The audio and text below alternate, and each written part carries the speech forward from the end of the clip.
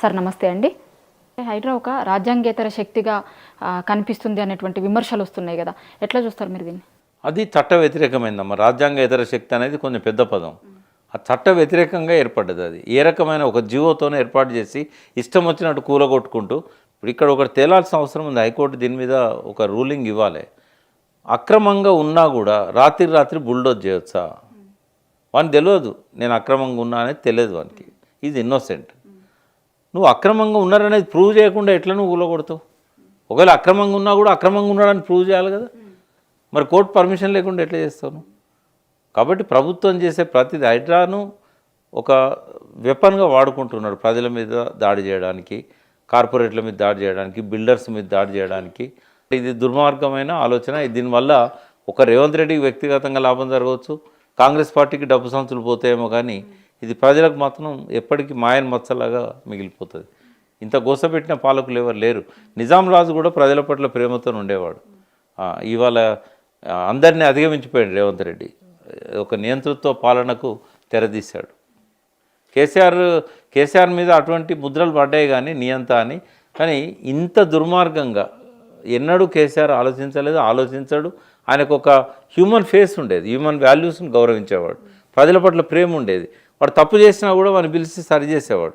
ఈ రకంగా బుల్డోజ్ చేయడం అనేది టీఆర్ఎస్ పాలనలో ఎక్కడ జరగలేదు. మళ్ళీ ఇప్పుడు ప్రజలు అయ్యో కేసీఆర్ మనం దించేసినాం, కేసీఆర్ ఉంటే బాగుండేదని తెలంగాణ వ్యాప్తంగా అనుకునే పరిస్థితి వాళ్ళ రేవంత్ రెడ్డి తీసుకొచ్చేసాడు. మామూలుగా 100 మంది దోషులు తప్పించుకున్న ఏం కాదు, కానీ ఒక నిర్దోషికి మాత్రం శిక్ష పడొద్దు అనేటువంటిది ఇవాళ అందరూ చాలా మంది బాధితులు చెప్తారు. అసలు మేము ఏం తప్పు చేసినాం, ఎందుకని ఇంత పెద్ద శిక్ష విధిస్తుంది ప్రభుత్వం అంటే ప్రభుత్వం దగ్గర ఉన్నటువంటి ఆన్సర్ ఏంది? అసలు వాళ్ళ దగ్గర ఏం ఆన్సర్ లేదు. అందుకే బెదిరించి బ్లాక్మెయిల్ చేసి రాత్రి శనివారం ఆదివారం దొంగతనంగా ఎందుకు పోవాలమ్మా?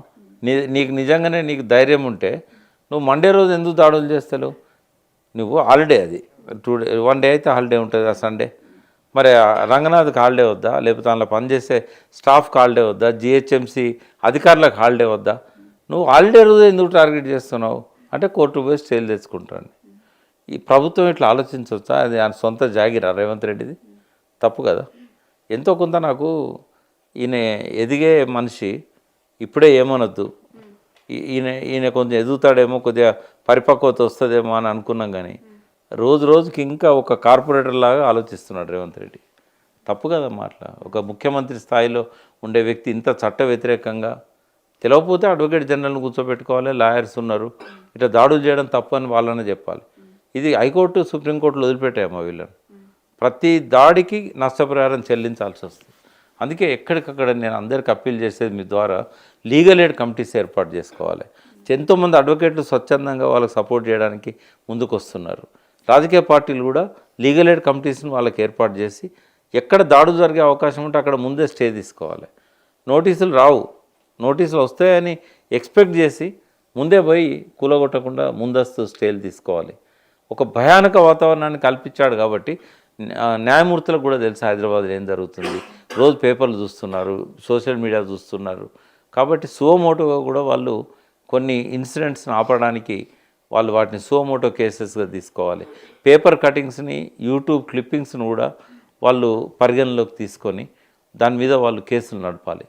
సో న్యాయ వ్యవస్థ యాక్టివేట్ అయ్యి ఇతర రాజకీయ పార్టీలు కూడా యాక్టివేట్ అయితే దీన్ని ఆపడం సాధ్యమవుతుంది. మామూలుగా ఇప్పుడు హైడ్రా ఏర్పడ్డప్పటి నుంచి కూడా చూస్తే వేటినైతే కాపాడాలి అనే ఉద్దేశంతో తీసుకొచ్చిరో హైడ్రా, దాంట్లో సక్సెస్ అయింది అనుకుంటారు. ఎందుకంటే అక్కడక్కడ కొన్నింటిని బుల్డోజర్లతో కూలగొట్టుకుంటూ పోతురు. అంటే దీని ఎట్లా అనిపిస్తుంది మీకు? ఇది ఇప్పుడు ఈ ఏవైతే ఖాళీ చేస్తున్నారో ఇవన్నీ కార్పొరేట్లకు ఇస్తారు, కంపెనీలకు ఇస్తారు, యాక్షన్ పెట్టి అమ్మేస్తారు. బట్ డబ్బులు లేవు కదా గవర్నమెంట్ దగ్గర. ఊకే చెప్తున్నాడు కదా ఖజానా ఖాళీ అని. ఇప్పుడు దాన్ని హెచ్ఎండిఏకు ట్రాన్స్ఫర్ చేస్తారు. హెచ్ఎండిఏకి ట్రాన్స్ఫర్ చేసి టీఎస్ఐఏసీకి ట్రాన్స్ఫర్ చేస్తారు. టీఎస్ఐఏసీ ఏం చేస్తారు? టీజీఐఏసీ. ఈ టీజీఐఏసీ యాక్షన్ పెడుతుంది. యాక్షన్ పెట్టి 1,00,000 గజమో 2,00,000 గజమో వాళ్ళు అమ్ముతారు. ఈ ఖజానాకు డబ్బులు తీసుకోవడానికి, కార్పొరేట్లకు మేలు చేయడానికి ఇదంతా ఖాళీ చేస్తున్నాడు తప్ప ఆయన సదుద్దేశంతో చేస్తున్నది కాదు. మొత్తం ఓవరాల్ ఇన్సిడెంట్లో అసలు ఒక ప్రాసెస్ ఎందుకు ఫాలో అవ్వట్లేదు? ప్రభుత్వం చేయాలనుకుంటున్నటువంటి దానికి ఒక ప్రాసెస్ని ఎందుకు ఫాలో అవుతలేదు అని అందరూ బాధితులు కావచ్చు, చాలామంది అడుగుతున్నటువంటి ప్రశ్న. ఎందుకు అసలు ఒక ప్రాసెస్ ఫాలో అవ్వట్లేదు? ఈ ప్రశ్న అడగాల్సింది హైకోర్టు అమ్మ. ఎందుకంటే చట్టాల గురించి తెలియని వ్యక్తి, చట్టాలను గౌరవించని వ్యక్తి, ఎన్నడూ కూడా ఒక మంత్రిగా కూడా బాధ్యతలు నిర్వహించని వ్యక్తి ఈ ముఖ్యమంత్రి అయితే, అధికారులంతా గులాములు అయితే జరిగేది ఇదే. కనీసం అధికారులన్నా కలెక్టర్స్ అన్న చెప్పాలి, సార్ దీనికి చట్టాలు ఉన్నాయి, వాటిని గౌరవించాల్సిన బాధ్యత మనకు ఉంది, ఇది తప్పు. రేపు కులగొట్టే అధికారుల మీద కూడా కేసులు అవుతాయి. న్యాయస్థానం ఒక రేవంత్ రెడ్డిని అని ఊరుకోదు. దాన్ని అమలు చేస్తున్న మున్సిపల్ కమిషనర్స్ని, హైడ్రా రంగనాథ్ గారిని అందరినీ కూడా అక్యూజ్డ్ చేస్తుంది. ఇప్పుడు జ్యుడిషియల్ యాక్టివిజం అనేది రావాలి.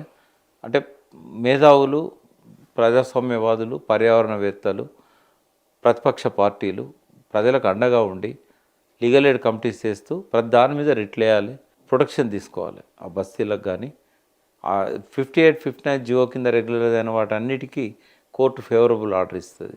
తర్వాత సుప్రీంకోర్టు జడ్జిమెంట్ కంటే ముందు నిర్మించబడ్డ కాలనీస్ కానీ వాళ్ళకు ఎలక్ట్రిసిటీ బిల్ ఆధారంగా, మంచినీటి కనెక్షన్ల ఆధారంగా, పాత శాటిలైట్ ఫిలిమ్స్ ఆధారంగా వాటన్నిటికీ కోర్టు స్టేలు వస్తాయి, అన్నిటికీ ప్రొటెక్షన్ వస్తుంది. పబ్లిక్ ఇంట్రెస్ట్ లిటిగేషన్స్ కూడా సంఘాల వాళ్ళు వేయాలి, ప్రజా సంఘాల వాళ్ళు అందరం వాళ్ళకు అండగా నిలవాలి. ఈ దుర్మార్గమైన చర్య, దాన్ని ఎవ్వరు కూడా సమర్థించట్లేదు. కొంతమందికేమో నోటీసులు ఇస్తారు, నోటీసులు ఇవ్వగానే వాళ్ళు కోర్టుకు పోయి స్టేలు తెచ్చుకుంటారు. కొంతమందికేమో అసలు నోటీసులు ఇవ్వట్లేదు, డైరెక్ట్గా పోయి అంటే హైడ్రా ముందస్తుగా నోటీసులు ఏమి ఇవ్వదు అనేటువంటిది చెప్తారు. కొంతమందికి నోటీసులు ఇస్తారు, కొంతమందికేమో నోటీసులు ఇస్తారు. ఎట్లా చూస్తారు దీన్ని? అంటే ఈ బంగ్లాలు, పెద్ద పెద్ద బిల్డింగ్స్ ఉంటాయి కదా, వాళ్ళు నోటీస్ ఇవ్వగానే డబ్బు సంచులు పట్టుకుపోయి మేనేజ్ చేసుకుంటారు. వీళ్ళే చెప్తారు వాళ్ళకి, మీకు నోటీస్ ఇచ్చింది మీరు స్టే తెచ్చుకోమని, మీరు ఇక్కడ మేనేజ్ చేసుకోండి, అక్కడ పోయి స్టే తెచ్చుకోండి అంటారు. అండర్స్టాండింగ్ ఇది. ఎవరైతే వాళ్ళు ఇయ్యరు అని అనుకుంటారో వాళ్ళ మీదకి బుల్డోజర్లు పోతాయి. పేద ప్రజల దగ్గరికి వచ్చేసరికి ఒకవేళ రిస్టోర్ చేయగలిగితే ఆ బస్తీలను రిస్టోర్ చేయండి. ఎందుకంటే చాలా వరకు 58, 59 జియో కింద రెగ్యులర్ అయినాయి. లేదంటే ల్యాండ్ అక్విజిషన్ ప్రొసీడింగ్స్ ప్రకారం వాళ్లకు నష్టపరిహారం చెల్లించిన తర్వాతనే, అప్పుడు వాళ్ళు ఖాళీ చేసిన తర్వాత వాటి జోలికి పోవాలి. ఇవి ప్రజాస్వామ్యానికి విరుద్ధమైన పనులు. చట్టబద్ధంగా ఎన్నికైన ప్రభుత్వం చట్టాన్ని తుంగలో దొక్కుతూ తనే చట్టాన్ని ఉల్లంఘిస్తున్న తీరిది. ముఖ్యమంత్రి తల ఎక్కడ పెట్టుకుంటాడో ఆయనే ఆలోచించాలి.